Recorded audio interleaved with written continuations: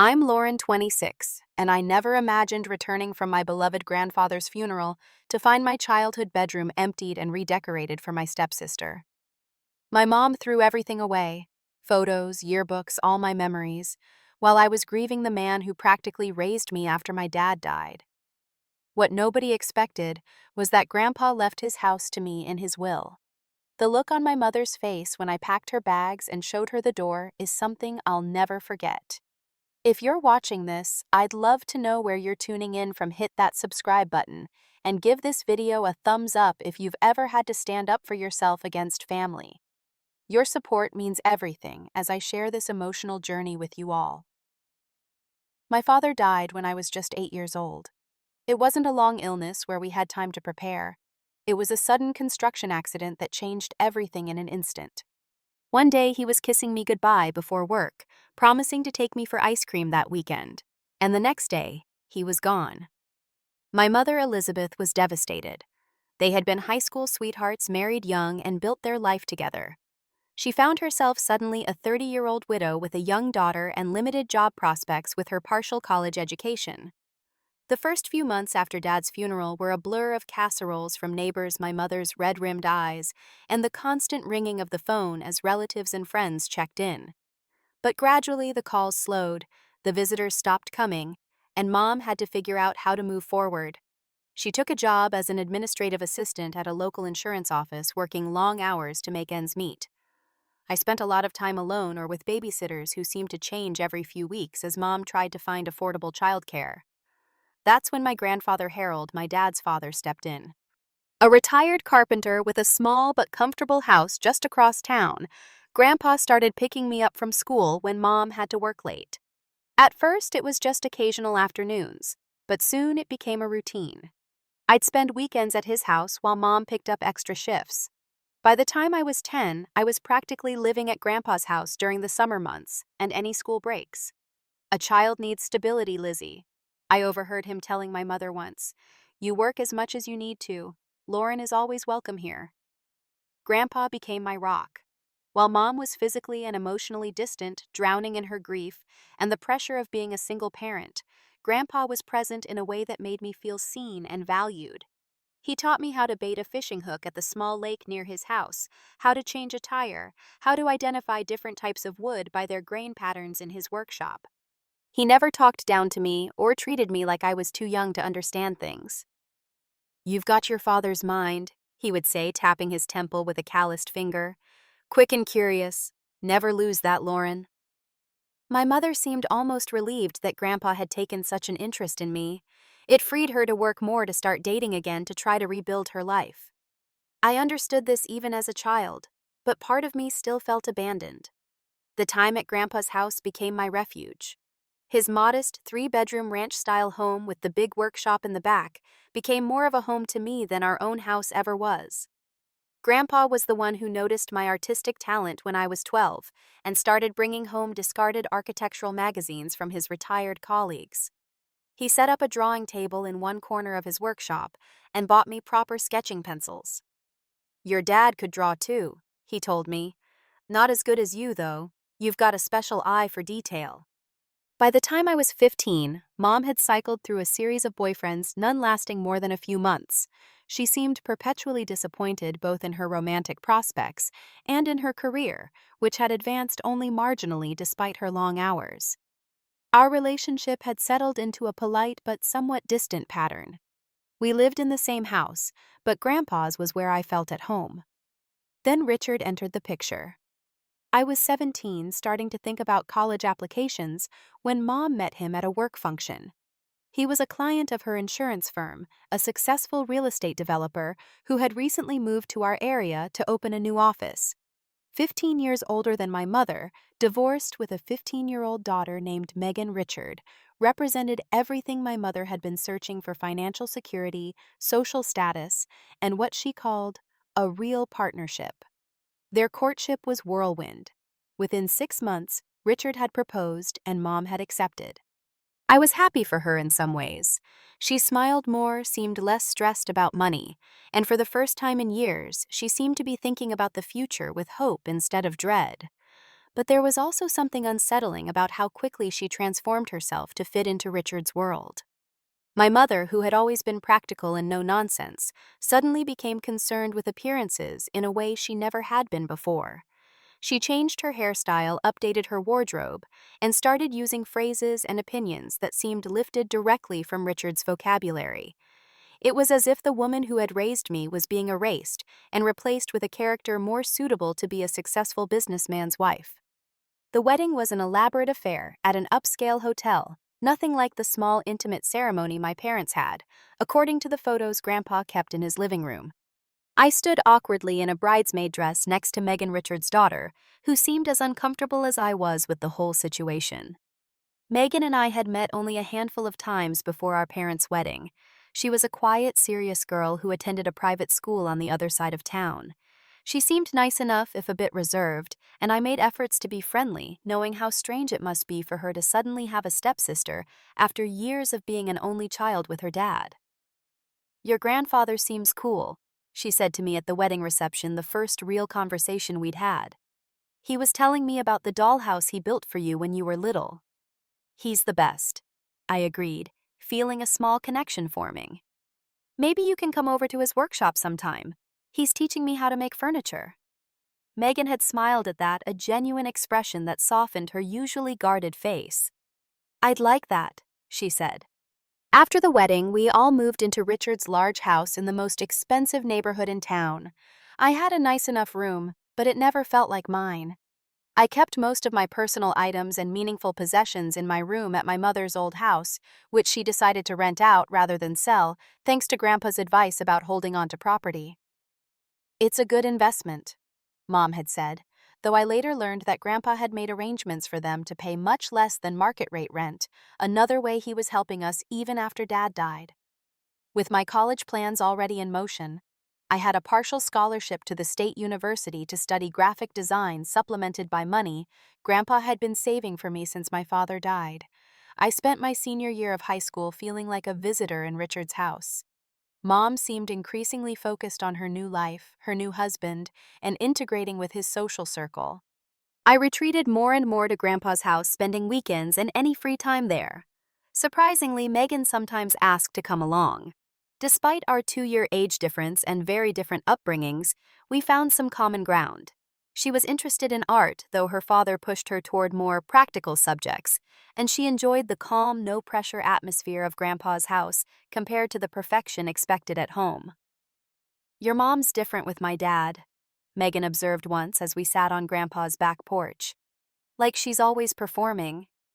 The observation was so accurate it startled me. "Yeah," I agreed. "She didn't used to be like that." Megan nodded thoughtfully. "My mom changed after the divorce too. Dad has that effect on people." I went off to college with mixed feelings. Excitement about my future, but concern about leaving Grandpa, and even some worry about Megan, who seemed increasingly unhappy in her father's rigid household. Mom and Richard seemed relieved to have one less person to worry about, though they made appropriate noises about missing me and being proud. College was liberating. For the first time, I was surrounded by people who shared my interests and valued creativity. My graphic design studies went well, and I even started picking up small freelance jobs by my junior year. I visited Grandpa every other weekend, sometimes bringing college friends who invariably fell in love with his straightforward manner and amazing workshop.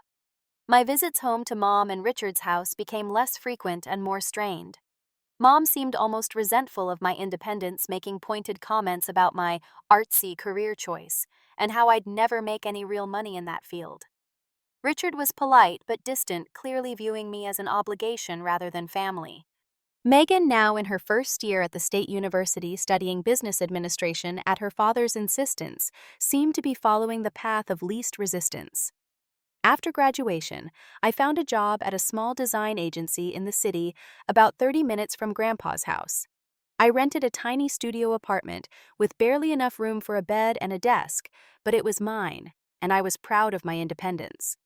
My relationship with Mom continued to deteriorate as she became more entrenched in Richard's world of country club memberships and charity galas. "When are you going to get a real job with benefits?" she would ask during our increasingly rare phone calls. or at least find a nice man to settle down with. I focused on building my career and maintaining my close relationship with Grandpa, who was getting older but still remained active in his workshop. He was in his mid-70s now, still living independently, still the steadiest presence in my life. I made sure to check on him regularly, helping with household chores and taking him to doctor's appointments when needed. The thought that I might lose him someday lurked in the back of my mind, but I pushed it away. Grandpa had always been so strong, so vital. It seemed impossible that he could ever not be there. Until suddenly, he wasn't. The call came on a Tuesday morning 3 months ago. I was at work finalizing designs for a new client when my phone lit up with Grandpa's number. "Hello," I answered, expecting to hear his familiar greeting. Instead, an unfamiliar voice responded, "Is this Lauren Harold's granddaughter?" My heart dropped immediately. "Yes, who is this?" "This is Marcus, your grandfather's neighbor. I'm afraid Harold's had a heart attack. The ambulance is here now. They're taking him to County General." I don't remember the drive to the hospital.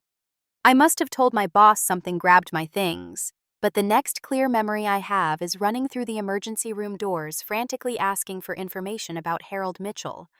A nurse directed me to a waiting area where I paced for what felt like hours before a doctor finally approached. "Ms. Mitchell, your grandfather has stabilized, but he's had a significant cardiac event. We're moving him to the cardiac care unit." "Is he going to be okay?" My voice sounded small even to my own ears. The doctor's expression was carefully neutral. "He's responding well to treatment, but at his age a heart attack of this severity is concerning. The next 24 hours will tell us more." I was allowed to see him briefly before they moved him upstairs. Grandpa looked so diminished in the hospital bed connected to monitors and IVs, his usually robust complexion ashen. His eyes fluttered open when I took his hand. "Lauren," he whispered, his voice barely audible. "Don't look so worried, kiddo. Takes more than this to knock me down." Tears spilled down my cheeks. "You scared me, Grandpa." "Sorry about that." He tried to squeeze my hand but barely managed the faintest pressure. "Did you call your mother?" I hadn't in my panic to get to the hospital, but I nodded. "I'll call her right now." I stepped out to make the call, and to my surprise, Mom answered immediately. "Lauren, is everything okay? You never call during work hours." I explained the situation, my voice breaking despite my efforts to stay calm. "Oh my goodness," she said, sounding genuinely shocked. "Richard and I are at a charity luncheon, but we'll come as soon as it's over." "Mom, Grandpa had a heart attack. He's in intensive care." There was a pause. "Yes, I understand that, but there's nothing we can do right now that the doctors aren't already doing. We'll be there in a couple of hours." I hung up, a familiar disappointment settling in my chest. Some things never changed. Mom and Richard did visit later that evening, staying for precisely 30 minutes. Mom seemed uncomfortable in the hospital setting, standing at the foot of Grandpa's bed rather than approaching him directly. Richard checked his watch repeatedly. Megan, who was home from college for the summer, texted to ask how Grandpa was doing, saying she wanted to visit but had a summer internship orientation that her father insisted she couldn't miss. Grandpa remained in the hospital for a week before being released with strict instructions for rest medication and follow-up appointments. I took FMLA leave from work to help with his recovery, spending days at his house, cooking, cleaning, and making sure he took his medications on schedule. "You don't have to do all this," he protested as I organized his pills in a weekly dispenser. "I can manage." "I know you can," I told him, "but you don't have to. Let me help for once after all you've done for me." He relented, allowing me to care for him in a way that felt like the most natural thing in the world.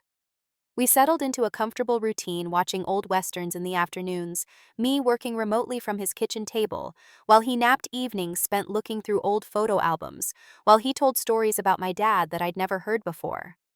To my surprise, Megan started stopping by after her internship some days, bringing flowers or books she thought Grandpa might enjoy.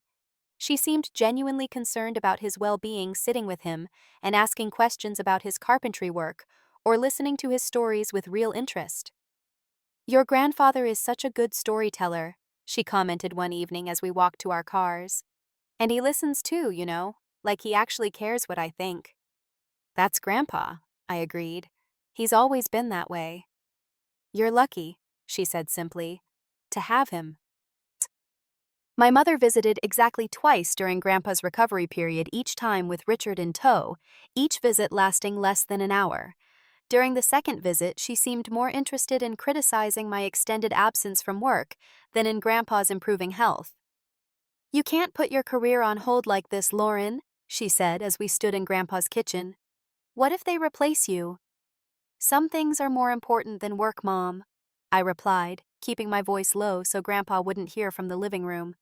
Family is more important. She bristled. Don't lecture me about family. I've worked hard all my life to provide for this family. By marrying Richard, you mean? The words slipped out before I could stop them sharper than I intended. Mom's face flushed with anger. You have no idea what I've sacrificed for you, she hissed. I gave up my youth raising you alone after your father died. I worked terrible jobs with terrible hours. And now that I finally have some security, all you do is judge me. I'm not judging you for finding happiness, Mom. I'm judging you for barely showing up when your father-in-law who helped raise your daughter is recovering from a heart attack. Harold isn't my responsibility, she said coldly. And neither are you anymore. You're an adult with your own life. Stop playing martyr and get back to it. She turned on her heel and walked back to the living room, plastering on a smile for Richard and Grandpa. I stood in the kitchen, hands shaking, wondering how the woman who gave birth to me could feel like such a stranger. After a month, Grandpa's health seemed to be improving steadily. The color had returned to his cheeks and he was moving around more easily. I returned to work part-time, still spending nights at his house and checking in throughout the day. We talked about moving him temporarily to my apartment when he was fully recovered so I could keep a closer eye on him while still managing my work responsibilities. Nonsense, he said, waving away the suggestion. I'm not leaving my house. Besides, your place is barely big enough for you, let alone an old man and all his junk. It's not junk, I protested. He smiled, the corners of his eyes crinkling.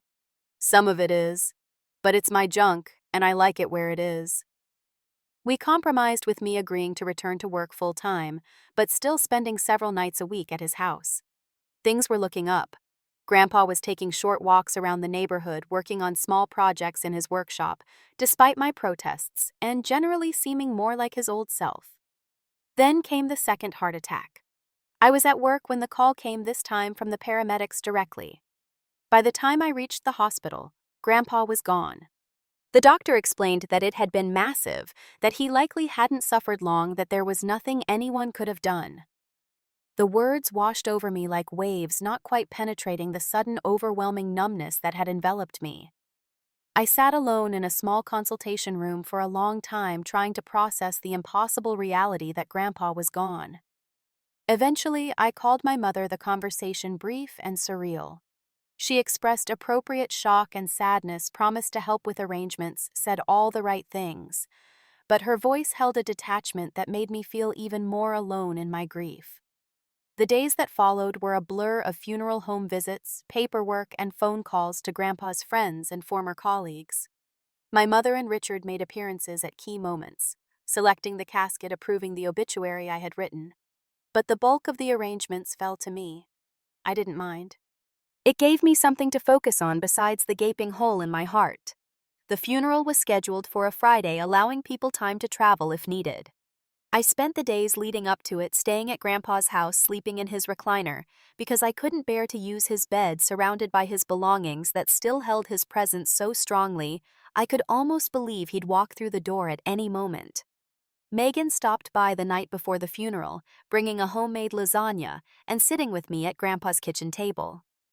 I don't know what to say, she admitted, except that I'm really sorry, and I'll miss him too. Thank you, I said, touched by her sincerity. That means a lot. Do you need anything for tomorrow? Dad and Elizabeth are handling the reception at their house after the cemetery. But is there anything else? I shook my head. I think everything's covered. I just have to get through it somehow. Megan reached across the table and squeezed my hand. You will, and then you'll take it one day at a time. That's what Grandpa would say, right? The fact that she knew what Grandpa would say, that she'd paid enough attention to know his philosophies and sayings, brought fresh tears to my eyes. I nodded, unable to speak. The funeral was well attended, the church filled with people whose lives Grandpa had touched. Former colleagues, neighbors, friends from his various hobby groups, even the staff from his favorite diner. I delivered a eulogy that came straight from my heart, talking about the man who had been more of a parent to me than anyone else in my life. My grandfather taught me what it means to show up for people you love. I said, my voice steady, despite the tears streaming down my face. He taught me that family isn't just about blood or obligation. It's about consistent love, unwavering support, and being there when it matters most. From my position at the pulpit, I could see my mother in the front row dabbing at dry eyes with a tissue. Richard sat beside her, checking his watch. Megan at least seemed genuinely moved, her shoulders shaking with silent sobs. After the service and the brief graveside ceremony, everyone was invited back to my mother and Richard's house for a reception. I needed to change out of my black dress, which had been uncomfortably tight in the warm church, before facing another 2 hours of condolences and small talk. I told Mom I'd meet them at the house after stopping home to freshen up. "Of course, dear," she said, patting my arm. "Take your time. We'll handle everything until you arrive." I drove to their house in a daze, the reality of the day, of burying the person I loved most in the world, still not fully sinking in. I let myself in with the key I rarely used, heading straight upstairs to my old bedroom to change into the spare outfit I'd brought. Except it wasn't my bedroom anymore. I stood frozen in the doorway, unable to process what I was seeing. The room that had been mine since we moved into Richard's house, the room where I had stored my most precious possessions from childhood, was completely transformed.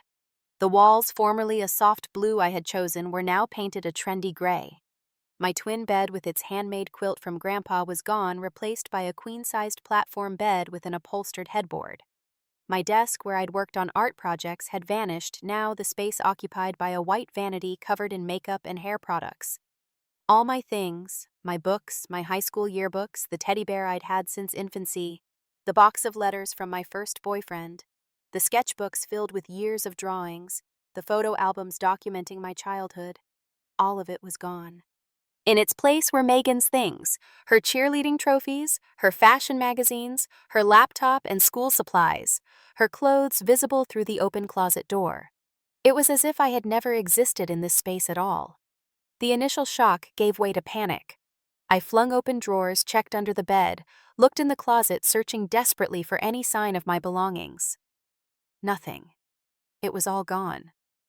I raced to the guest room across the hall, thinking perhaps my things had been relocated. Empty, except for generic furniture. The third bedroom, used as Richard's home office, was untouched, his expensive desk and leather chair exactly as they'd always been. Desperation mounting, I ran downstairs to the basement, flipping on lights and scanning the storage areas. Some boxes of Christmas decorations, Richard's golf clubs, Mom's exercise equipment never used, but none of my possessions. By the time I heard the front door open, signaling my family's return from the cemetery, I was in a state of frantic disbelief. I stormed up the stairs, nearly colliding with my mother in the foyer. "Lauren, what's wrong? You look terrible," she said, taking in my wild appearance. "Where are my things?" I demanded, my voice shaking. "All my stuff from my bedroom. Where is it?" Mom's expression shifted from concern to discomfort. "Oh, that. Well, we've been meaning to talk to you about that. Megan needed a larger space, and since you have your own apartment now..." "Where are my things?" Each word came out like a separate sentence, my control hanging by a thread. Richard stepped forward, his tone condescending. "Lauren, there's no need for this dramatic display. Your mother made a practical decision. Megan's room was too small for a growing teenager, and you're hardly ever here." "I don't care about the room," I said, my voice rising. "I care about my possessions. My photos, my yearbooks, my childhood things. Where are they?" My mother had the grace to look slightly embarrassed. "Most of it was just junk, Lauren. Old school papers, childish artwork, toys you haven't touched in years. We donated the books and anything else that seemed useful. The rest..." "The rest what?" I whispered, already knowing the answer. We had to clear everything out quickly to get the painters in, Mom said, as if that explained everything. The timing was tight with the funeral and all. Most of it went to the trash. The world seemed to tilt beneath my feet.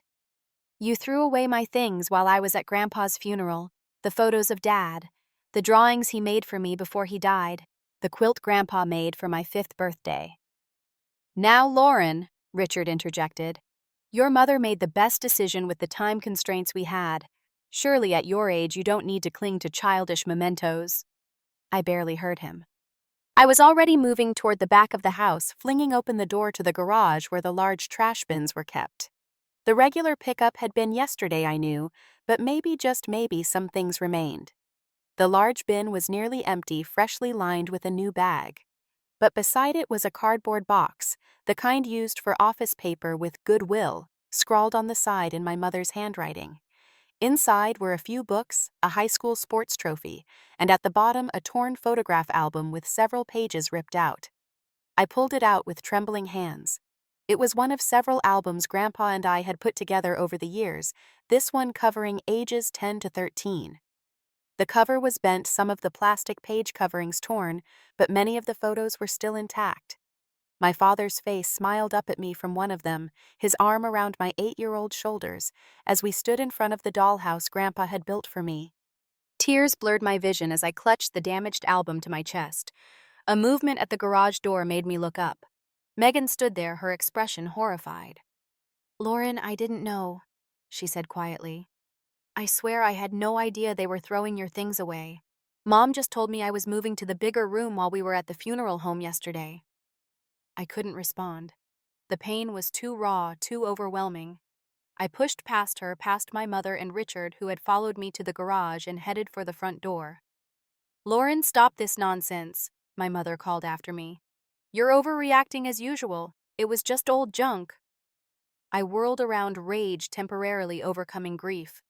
It wasn't junk to me. It was my history, my memories. How could you do this today of all days?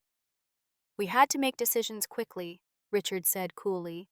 "The painters were scheduled. Megan needed the space. Your constant emotional outbursts are exactly why we waited until you weren't here." "Richard," my mother cautioned, throwing him a warning look. But the damage was done. The casual cruelty of it, waiting until I was literally burying my grandfather to dispose of my childhood mementos, hit me like a physical blow. "I think you should leave until you've calmed down." Richard continued his tone, making it clear he was used to being obeyed. "This behavior is inappropriate." Inappropriate. I laughed, a hollow sound even to my own ears. "You think my reaction to discovering you've thrown away irreplaceable memories on the day of my grandfather's funeral is inappropriate?" "Lauren," my mother said, her voice taking on the placating tone she used when trying to smooth over Richard's harshness. "I saved a few special things for you. They're in my closet. I'll get them for you later when everyone's gone. Please, people will be arriving for the reception any minute." I looked at her, really looked at her, and saw a stranger. This woman who had given birth to me, who had once been devastated by the loss of her husband, now couldn't understand why I was devastated by the loss of mementos of that same man. She had changed so completely to fit into Richard's world that there was nothing left of the mother I once knew. "I'm not staying," I said quietly. "I can't be here right now." "But the reception," she protested. "People are expecting you. It looks bad if you're not there." "I don't care how it looks." I clutched the damaged photo album tighter. "I need to go." "Where?" she asked, sounding genuinely perplexed, as if she couldn't imagine I had anywhere else to be. "Home," I said simply, and walked out the door. I drove to Grandpa's house on autopilot, barely aware of the roads I was taking, the traffic lights I was stopping for. When I pulled into his driveway, the sight of his modest home with the workshop in back, the porch swing where we'd spent so many evenings talking, the garden he'd tended so carefully, it all hit me with fresh waves of grief. He was gone.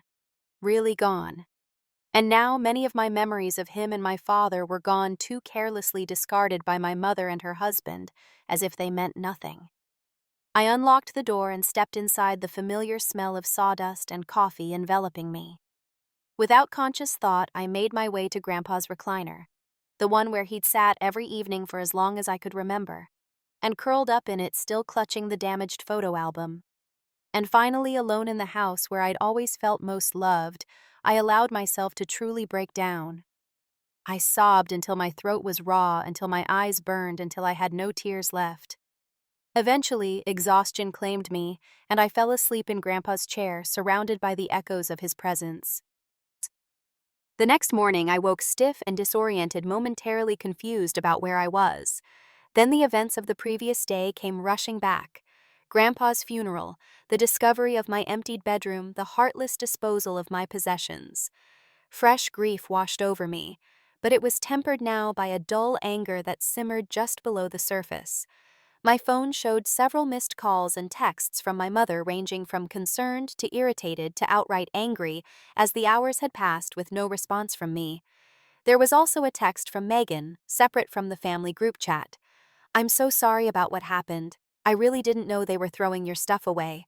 Are you okay? Please let me know you're safe." I texted her back a brief "I'm safe" before setting my phone aside. I wasn't ready to deal with my mother or Richard yet.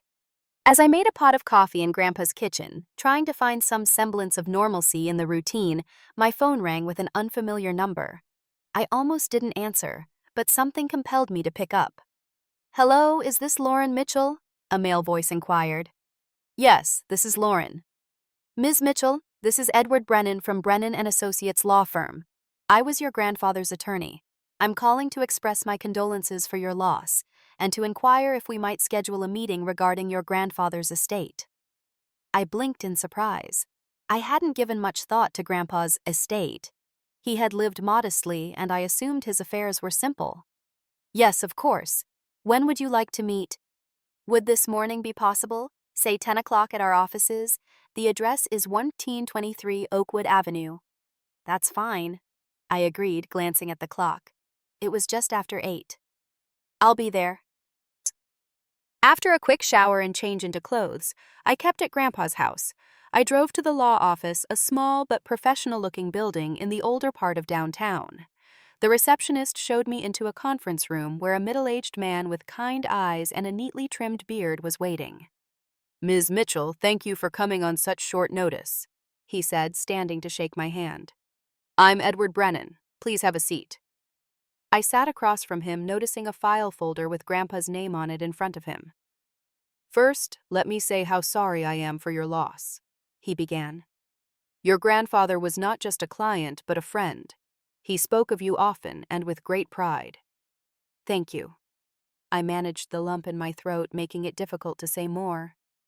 "I understand from the funeral home that the service was yesterday, so I apologize for contacting you so soon afterward.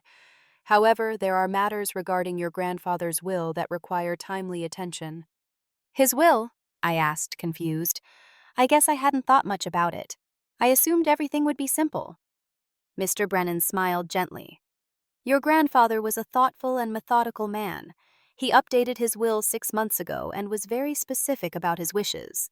He opened the folder and removed several documents. "The primary matter is the house. Harold left his home and all its contents to you, Lauren, without restriction or condition." I stared at him, not quite processing his words. "The house Grandpa left me, his house." "Yes, along with a modest financial bequest to help with maintenance costs and property taxes for the first few years. He wanted to ensure you had security, and in his words, a real home that no one can take away from her." Tears welled in my eyes at the phrase so characteristically Grandpa in its practical kindness. "There's also a letter he asked me to give you," Mr. Brennan continued, sliding an envelope across the table. "He wrote it when he updated his will."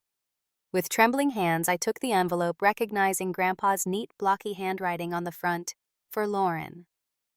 "Would you like a moment of privacy to read it?" Mr. Brennan offered. I nodded, not trusting myself to speak. He quietly excused himself, mentioning he'd be back in a few minutes with coffee.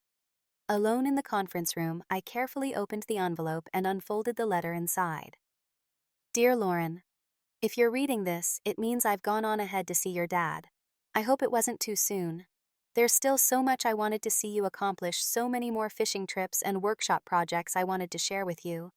But life doesn't always follow our plans, as we both know too well. I'm leaving you the house because it's always been more your home than anyone else's. From the day your dad brought you home from the hospital, this place has been filled with your laughter, your creativity, your spirit. After he died, watching you grow up here gave me purpose when I might otherwise have given in to grief. You've become an extraordinary woman, Lauren. Strong, talented, kind. Everything your father and I hoped you would be. I know your relationship with your mother has been complicated, especially since she remarried. I've tried to provide some stability amid those changes, but I worry about what will happen when I'm gone. So this house is yours now. A place where you'll always belong, where no one can make you feel unwelcome or less than. Make it your own, change what you want, but know that in these walls are the memories of 3 generations of Mitchells who loved you without condition or reservation. I'm proud of you, kiddo. Always have been, always will be. All my love. Grandpa. By the time I finished reading, tears were streaming down my face. It was so perfectly Grandpa, practical and loving, thinking ahead to protect me even after he was gone. I held the letter to my chest, feeling a connection to him despite his absence. Mr. Brennan returned with 2 cups of coffee, tactfully ignoring my tears as he resumed his seat. There are some papers for you to sign, and then I can give you the keys, though I imagine you already have a set. I nodded, wiping my eyes. Yes, I've had keys for years.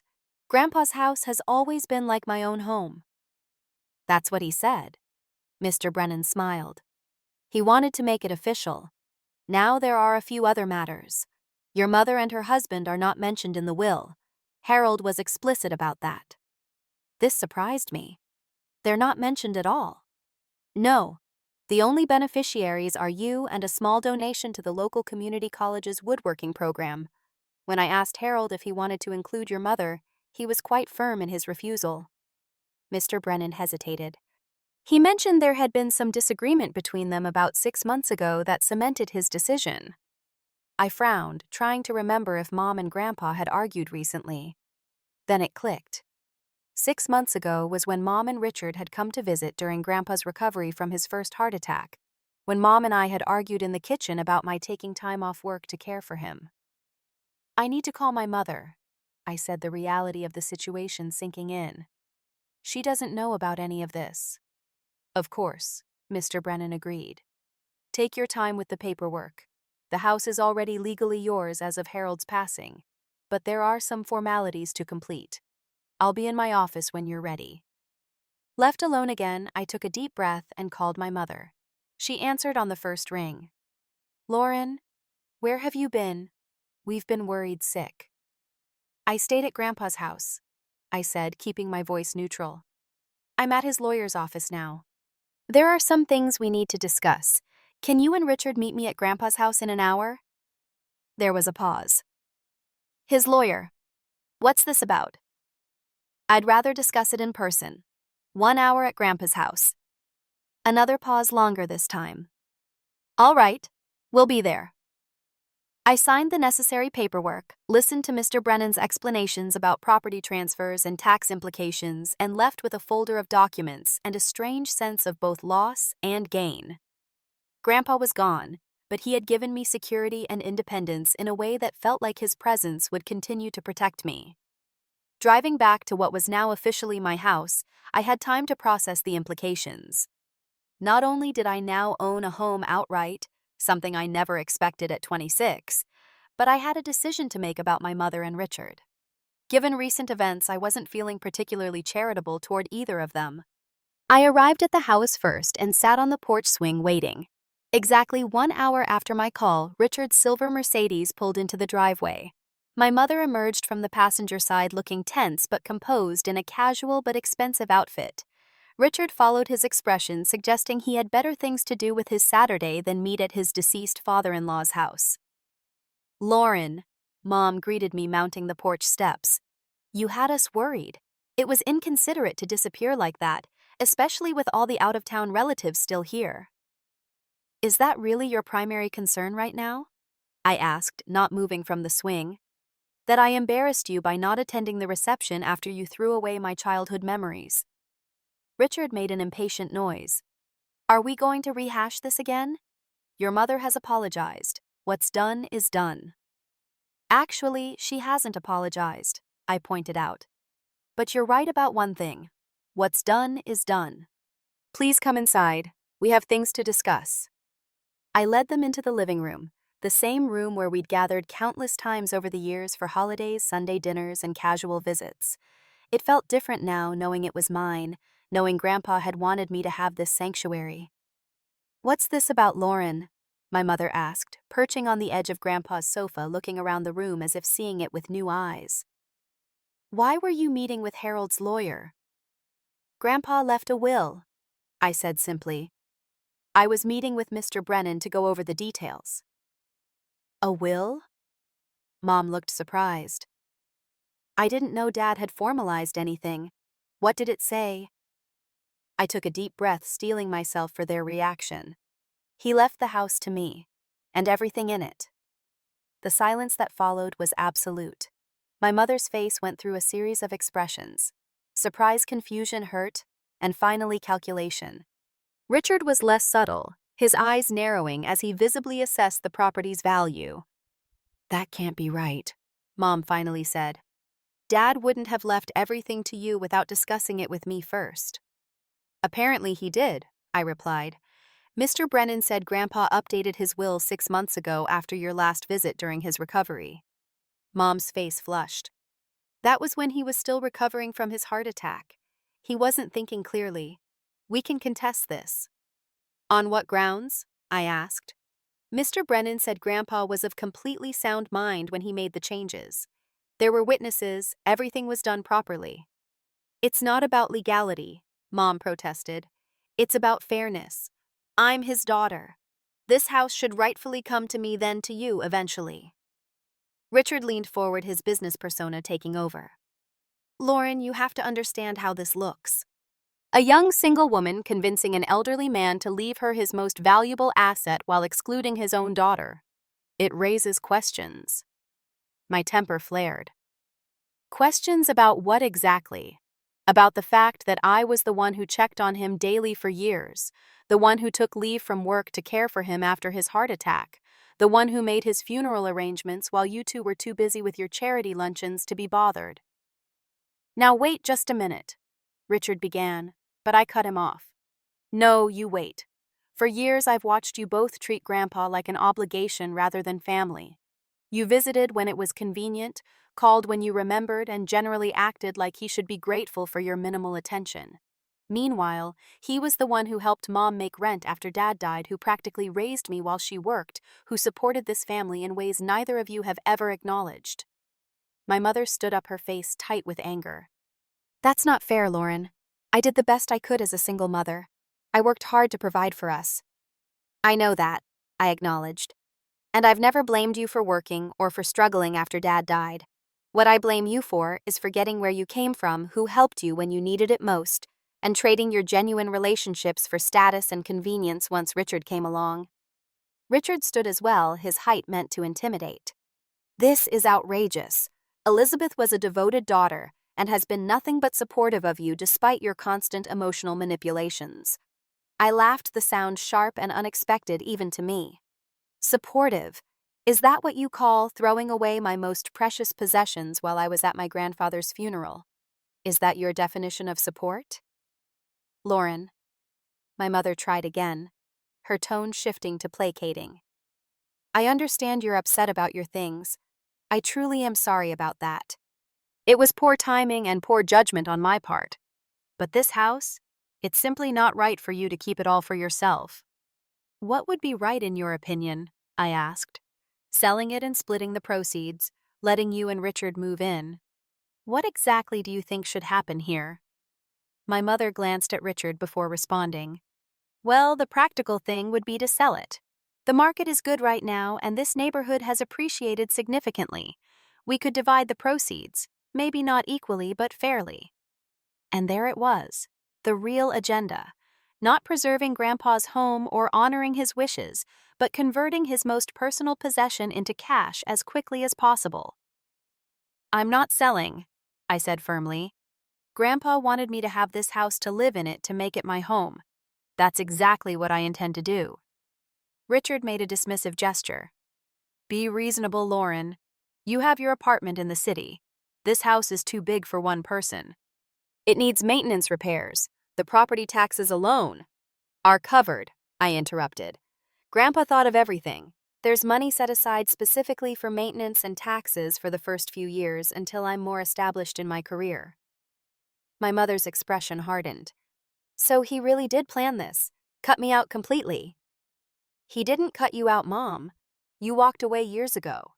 This is just the legal recognition of the reality you created. Richard placed a hand on my mother's shoulder. Elizabeth, we should discuss this with our lawyer. I'm not convinced this will would stand up to scrutiny. I sighed, tired of the circular conversation. You're welcome to try contesting it.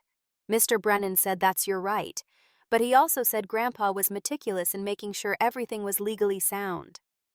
I stood up, signaling that the conversation was wrapping up. There's one more thing you should know. It's about your house.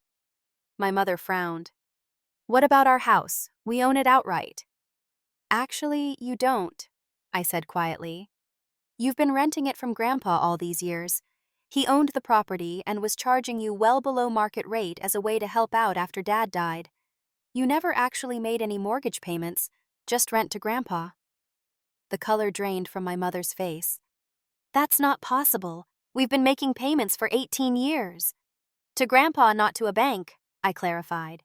He bought the house outright when you were struggling, then let you make affordable payments to him instead of dealing with a bank that might foreclose if you fell behind. He never put the deed in your name.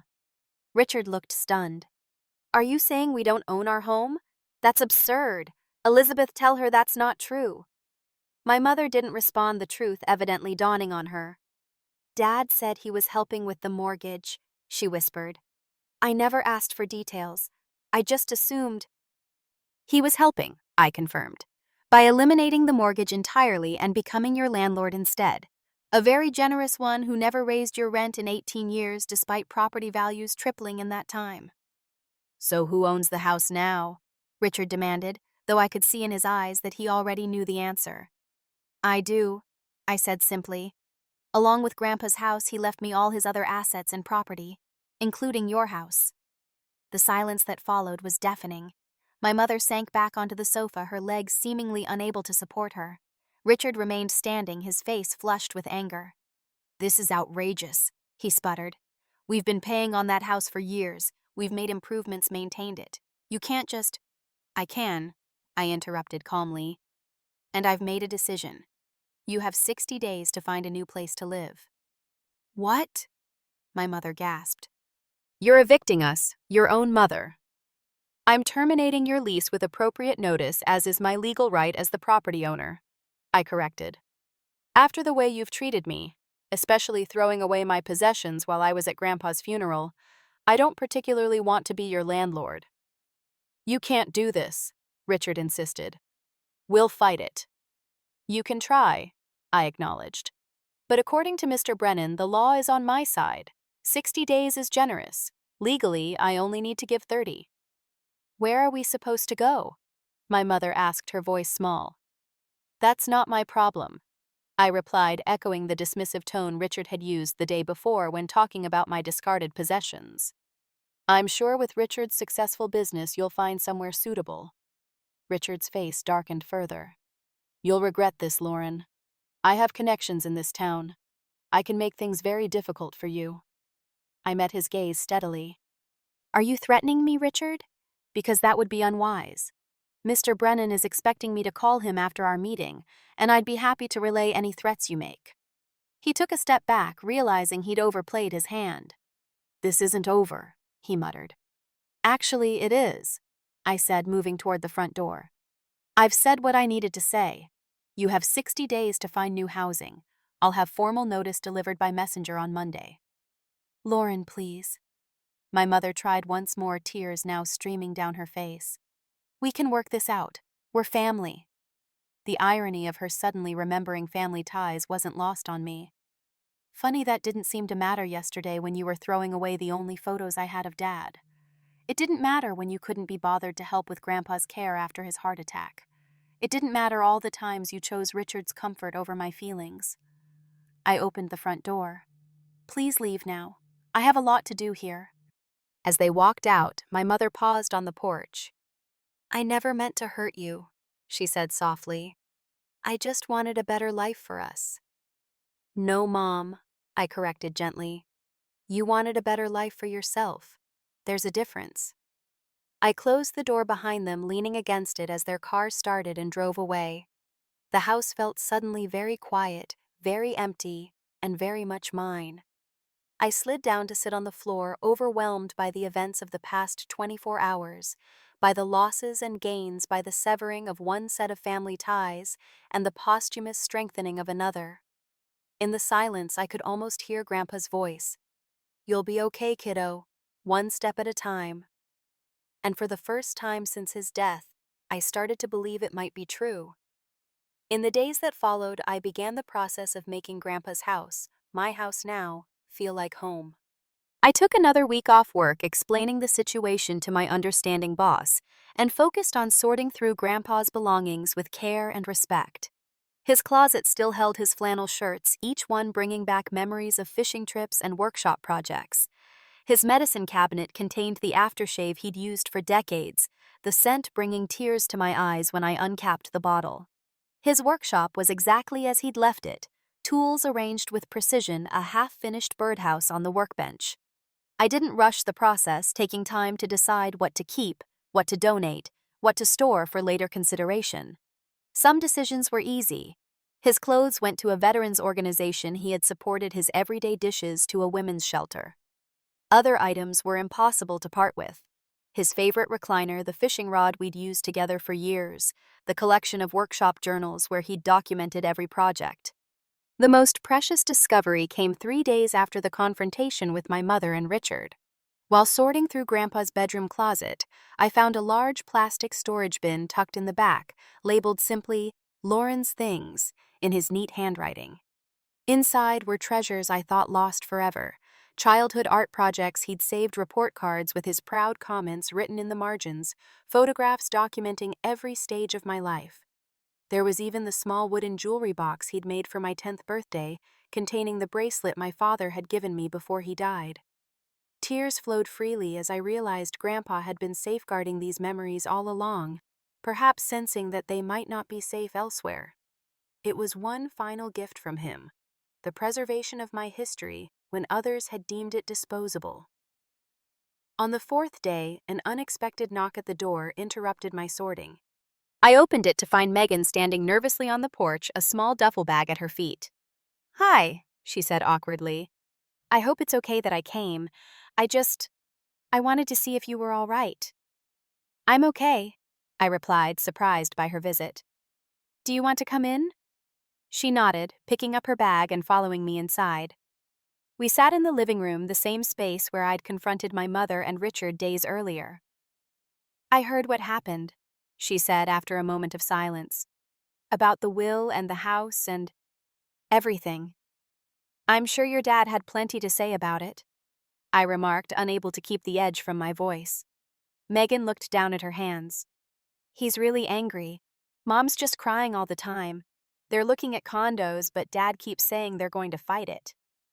"They won't win," I said with more confidence than I felt. "Grandpa made sure of that." "I know." She hesitated, then added, "I'm sorry about your things. I really didn't know they were going to throw everything away. I would have tried to stop them if I had known." Looking at her, this girl who had been thrust into my life by our parents' marriage, who had always seemed caught between her father's expectations and her own desires, I felt my anger soften slightly. "It's not your fault," I assured her. "You didn't make the decision." "No, but I benefited from it," she admitted. "I got the bigger room with the nice view. I should have asked where all your stuff went.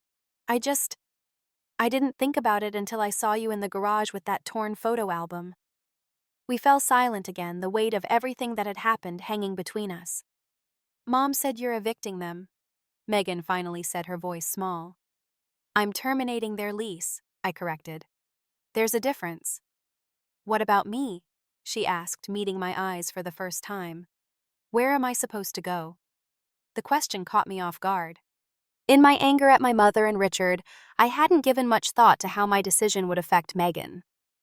"You'll go with them, I suppose," I said, "to whatever new place they find."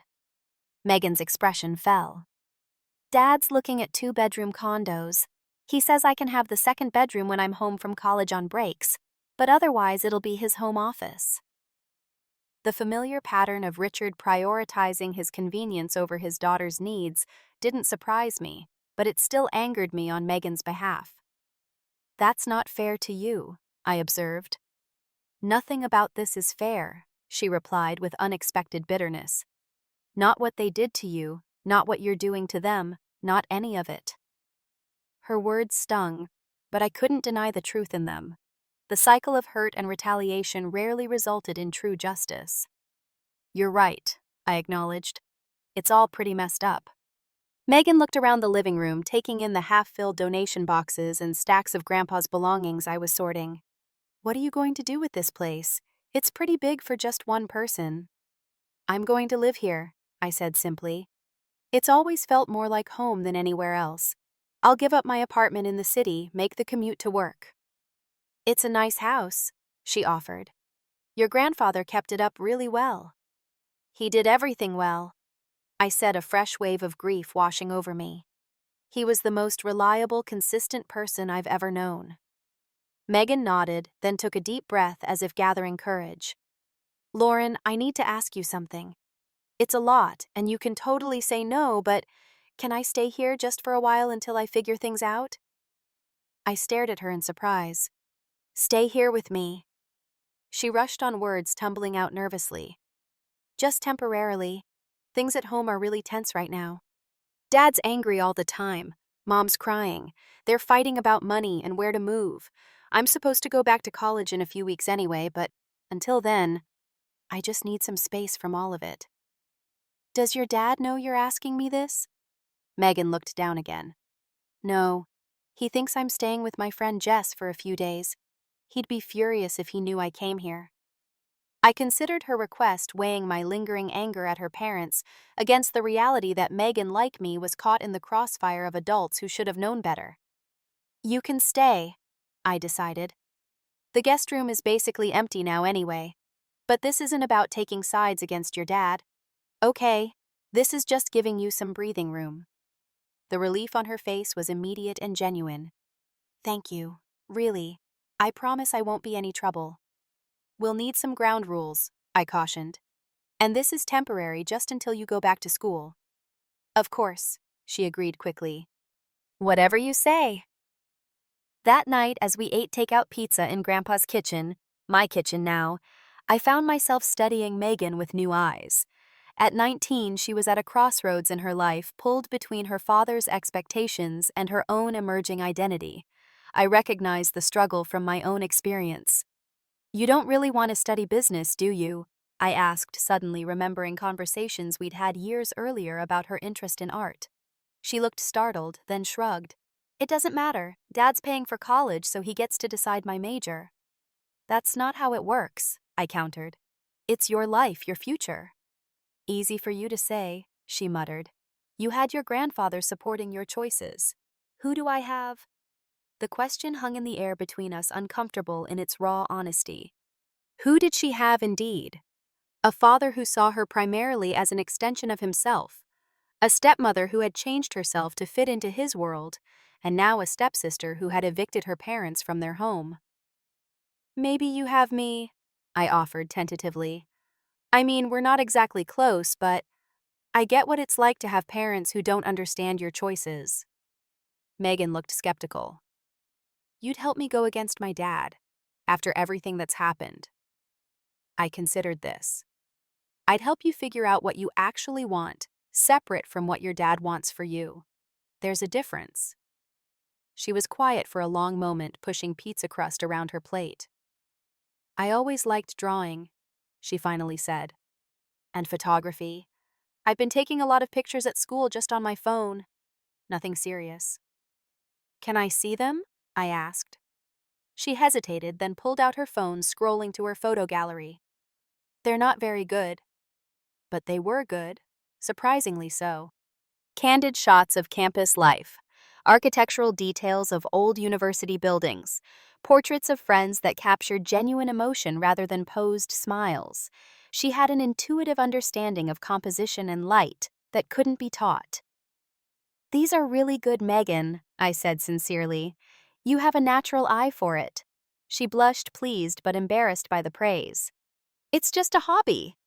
"It could be more," I suggested. "Your school has an arts program, right? Have you thought about taking some classes, maybe switching majors?" "Dad would never pay for an art degree," she said immediately. "He says artists starve." "Some do," I acknowledged.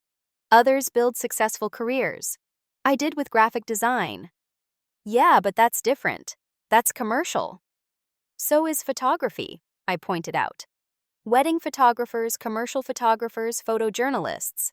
They all make good livings. It's not just about gallery shows and artistic poverty." I could see her considering this, perhaps for the first time seeing a path that honored both her interests and her practical concerns about financial stability. "I don't know," she said finally.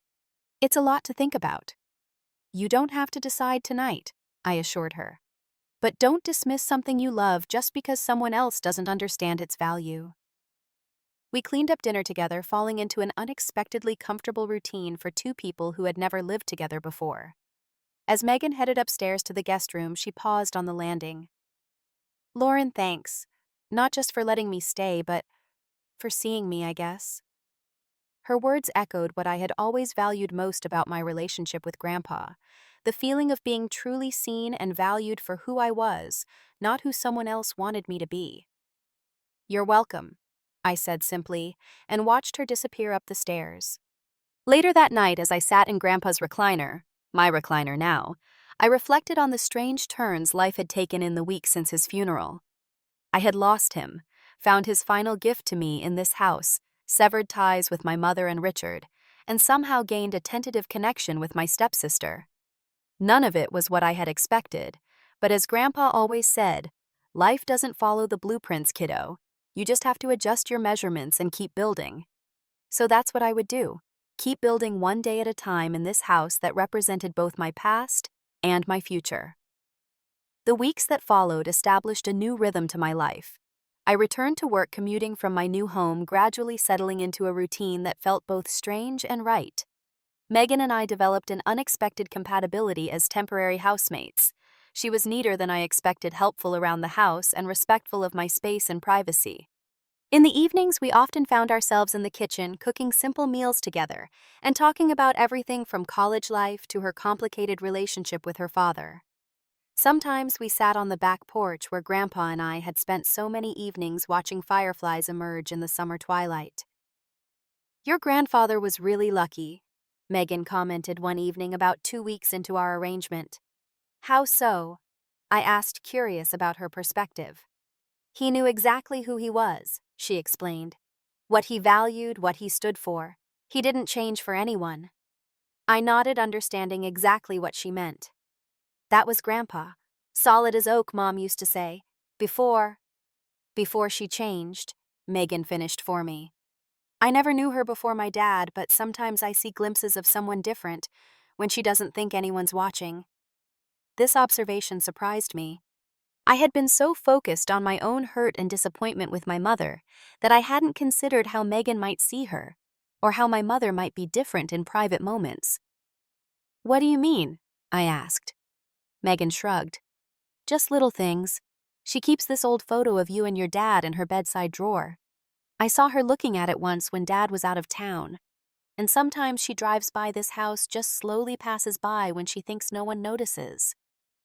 The revelation that my mother might still hold connections to her past life, to her origins, was both comforting and painful. It suggested that beneath the carefully constructed facade of Richard's wife, some remnant of my mother, my real mother, still existed. "Have you heard from them?" I asked, changing the subject slightly. "About their housing situation?" Megan nodded. "Dad found a condo in that new development downtown. It's actually closer to his office, so he's acting like it's what he wanted all along. They're signing papers next week." "And where will you stay when you're home from college?" There's a second bedroom, she said with a shrug that failed to hide her hurt. But Dad's already talking about setting up his home office there with a pull-out sofa for when I visit.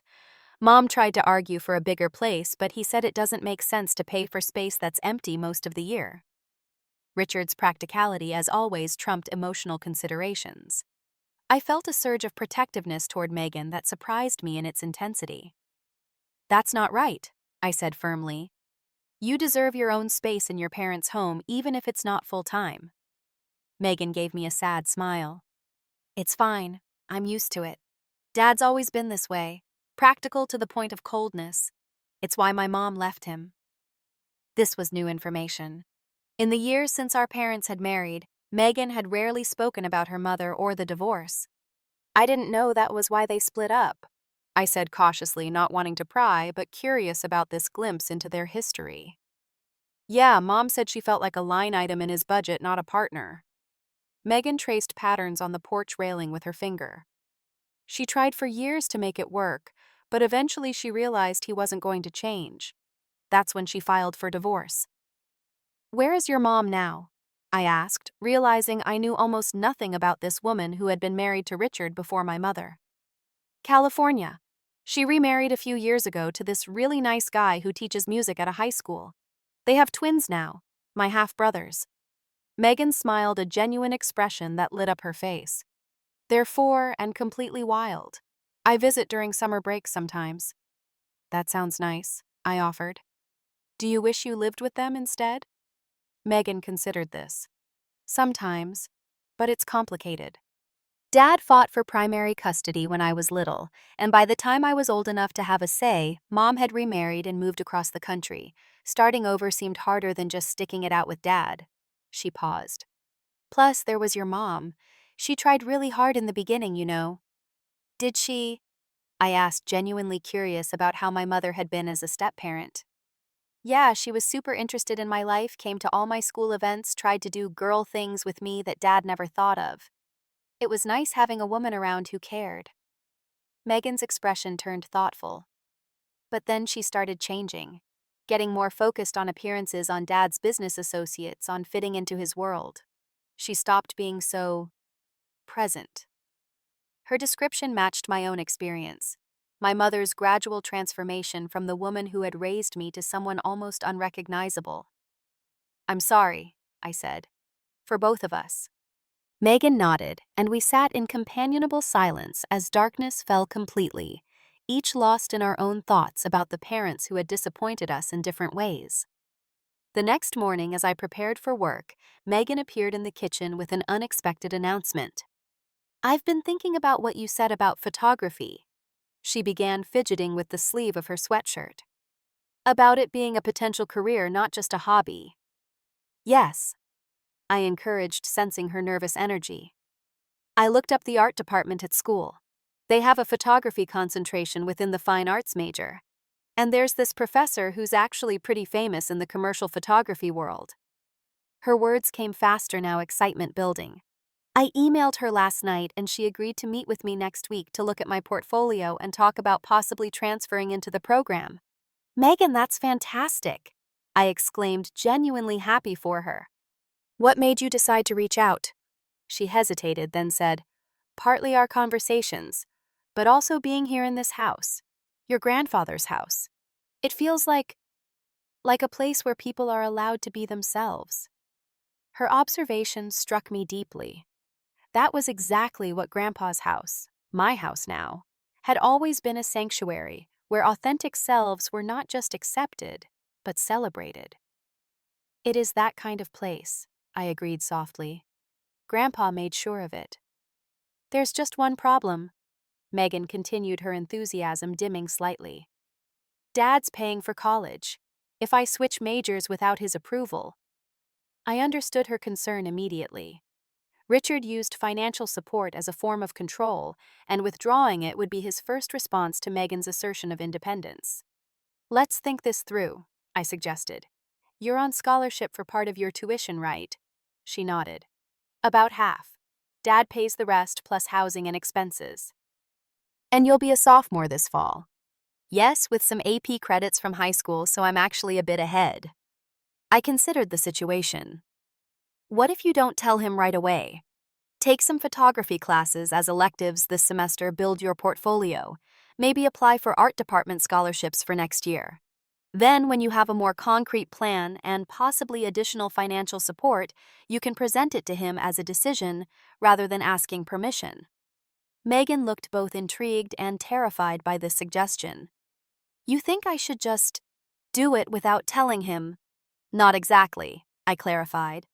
I'm suggesting you gather information, explore your options, and prepare yourself before having the conversation. That way, when he inevitably pushes back, you'll have answers ready for his concerns, and possibly alternative funding in place. That's actually really smart, she admitted, but also scary. I've never really gone against Dad's wishes before. Not directly. It's your life, I reminded her gently. Your future. At some point, you have to start making your own decisions, even the hard ones. She nodded slowly. Like you did with this house, with standing up to them about throwing away your things. Yes, I agreed. Though I'm not sure I handled everything perfectly. There's a difference between standing up for yourself and seeking revenge. Is that what you think you did? Got revenge? Megan asked, her tone curious rather than accusatory. I considered the question honestly. Partly, yes. I was hurt and angry. I still am to some extent. But it's also about setting boundaries, about saying, this treatment is not acceptable in a way that can't be ignored or dismissed. I get that, Megan said